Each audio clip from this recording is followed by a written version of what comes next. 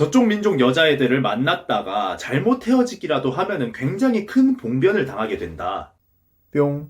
유튜브 시청자 여러분들 반갑습니다. 인지웅입니다. 얼마 전에 반년 만에 중국에서 댄서 형들이 연락이 와가지고 형님들하고 이야기를 하다가 갑자기 생각이 난 에피소드에 대해서 한번 이야기를 해드릴까 합니다. 바로 중국인들이 절대로 만나지 말라고 하는 중국 여자 이야기입니다. 저는 중국의 4대 도시 중에 하나인 심천이라는 도시에서 트레이닝을 했어요. 심천에는 푸티엔이라는 곳이 있습니다. 우리나라로 치면은 이태원 같은 곳이에요. 심천에 있는 외국인들이 정말 많이 모이는 곳이고 번화가기도 하죠. 클럽 같은 곳들도 아주 많이 있는데 저도 중국에서 외국인이고 댄서다 보니까 중국에 있는 댄서들하고 소통을 할 때는 거의 푸티엔에서 모이게 됩니다. 심천 지역에서 난다긴다 하는 댄서들이 모이는 모임이 있어요. 러시아 댄서 분들도 있고 영국, 프랑스, 독일, 중국 정말 다양한 국적의 댄서들이 모여서 춤도 공유하고 같이 술도 마시고 이렇게 합니다. 그 모임에서 클럽에 갈 때는 클럽에다가 연락만 하면은 클럽 사장님이 직접 나오셔서 줄이 서 있어도 무조건 프리패스를 해주시고 술, 테이블 이런 것들까지 다 그냥 무료로 제공을 해주십니다. 심천에서 유명한 댄서들이 한자리에 모였으니까 우리들은 그 클럽에서 놀아주기만 해도 그날 클럽 분위기를 완전히 터뜨려버릴 수 있거든요. 그렇게 댄서들하고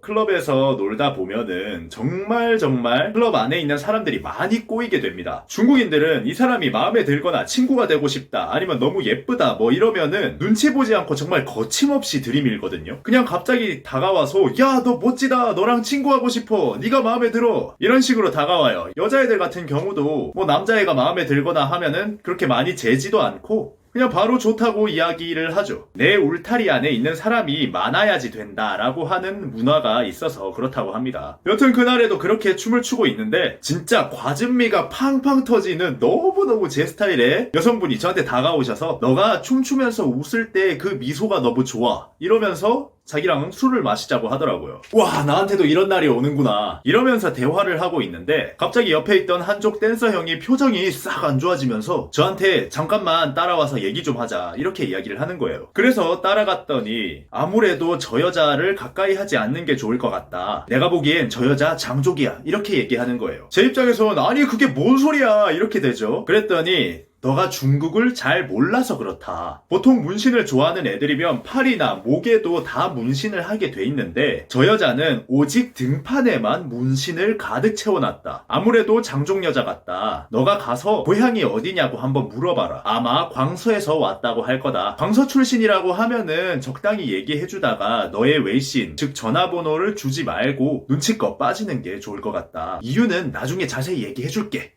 이러는 거예요. 그래서 일단은 제가 한족 댄서 형보다는 중국 문화를 확실히 모르니까 중국 댄서 형 말을 들었죠. 가서 너 혹시 고향이 어디야? 어디 출신이야? 하고 물어봤죠. 그런데 진짜 광서에서 왔다고 하는 거예요. 그 형이 말하는 게 다 맞아떨어지니까 무섭기도 하고 해서 일단은 적당히 놀다가 도망을 쳤습니다. 그리고 나서 클럽에서 다 놀고 댄서 형들이랑 2차를 갔는데 댄서 형님이 사람들한테 야 쯔슝 장족 여자 만날 뻔했어 이러는 거예요. 제가 답답해서 물었죠. 아니 장족이 뭔데 그 예쁜 애를 나보고 만나지 말라는 거야 이렇게 얘기를 하니까 저 민족 애들은 복수를 하는 문화가 있고 연인 간에 헤어지거나 이혼을 하는 거에 대해서 굉장히 죄악시하기 때문에 저쪽 민족 여자애들을 만났다가 잘못 헤어지기라도 하면은 굉장히 큰 봉변을 당하게 된다. 또 자기네들 민족끼리 엄청나게 뭉쳐있기 때문에 상관이 없는 사람이라도 자기네들 민족이 시비가 걸리면은 단체로 몰려가서 해코지를 하고 하여튼 위험한 민족이니까 가까이 하지 마라. 쟤네는 문신을 하는 문화가 있는데 다른 곳에 문신을 하지 않고 등판에만 문신을 한 사람이 있다면은 특히나 조심해야 된다.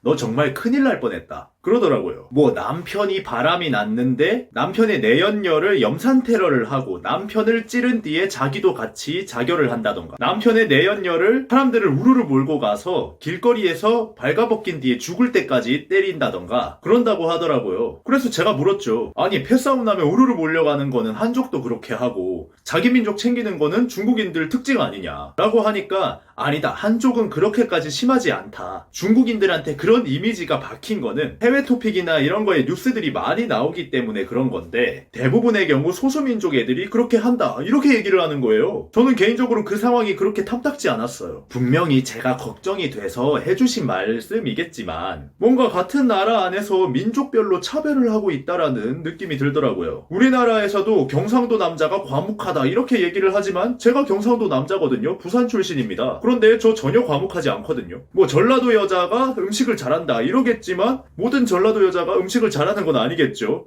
그리고 제가 친한 충청도 형님은 말이 겁나게 빠릅니다. 사람마다 다 다른 건데 뭔가 민족 자체의 프레임을 씌워버리고 한족은 괜찮은데 소수민족은 안 된다. 위험하다. 이렇게 이야기하는 게 좀 그랬어요. 그리고 나서 제가 불편한 마음을 살짝 표현을 했는데 아이 모든 사람이 그런 게 아니잖아. 이렇게 얘기를 하니까 그 형들은 한숨을 쉬면서 네가 중국을 몰라서 그래 이러더라고요. 참 할 말이 없었습니다. 자, 재밌게 보셨나요? 오늘은 중국에서 절대 만나면 안 되는 여자 이야기를 들려드리면서 중국인들이 가지고 있는 민족별 프레임에 대해서 한번 이야기를 해봤습니다. 인종차별도 아니고 같은 나라 인민들끼리 민족을 차별한다니까. 이럴 거면 그냥 다 독립시켜주지. 왜 그러는지 모르겠습니다. 중국 당국에서는 소수민족들과 한족들이 많이 동화가 되었다 이야기를 하고 있지만 가장 유연한 사고방식을 가지고 있는 예체능 바닥에서도 이렇게 민족차별이 빈번히 일어나고 있으니까 역시 문화는 완벽하게 동화를 시킬 수가 없다라는 생각이 드네요. 자, 또 재미있는 이야기가 생각이 나면은 들고 와보겠습니다. 지금까지 인중이었습니다.